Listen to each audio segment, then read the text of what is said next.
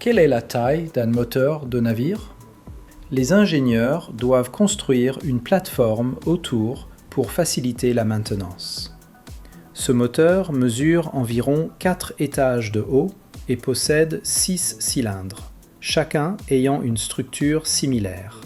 À l'intérieur de chaque cylindre se trouve un piston, relié à une bielle d'un côté et à une tige de piston de l'autre.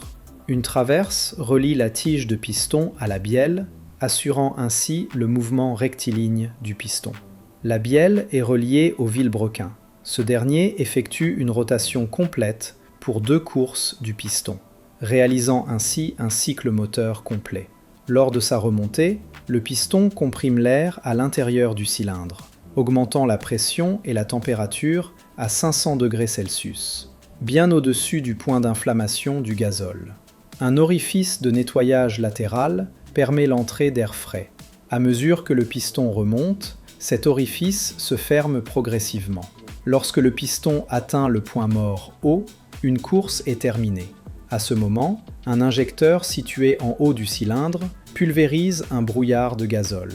Le gazole s'enflamme au contact de l'air chaud, repoussant le piston vers le bas et générant de la puissance.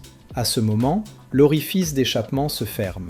Lorsque le piston atteint son point mort bas, l'orifice s'ouvre, laissant entrer de l'air frais.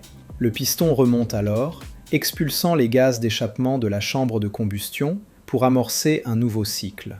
Les gaz d'échappement issus de la combustion pénètrent dans le turbocompresseur, entraînant la turbine et générant de la puissance pour le compresseur. Ce dernier aspire de l'air riche en oxygène dans le cylindre, permettant ainsi une combustion continue du gazole. Les gaz d'échappement sont extrêmement chauds à la sortie du cylindre et nécessitent un refroidissement. Les moteurs marins sont équipés de 2 systèmes de refroidissement. D'abord, des conduites d'eau douce froide pour refroidir l'air, puis de l'eau de mer pour refroidir l'eau douce. Certains moteurs marins de pointe remplacent le vilebrequin par un système de commande électronique, permettant un contrôle plus précis du carburant et une meilleure coordination entre le carburant et le mouvement du piston. Si cette vidéo vous a plu, n'oubliez pas de liker, de vous abonner et de nous suivre sur la chaîne Explore. À bientôt!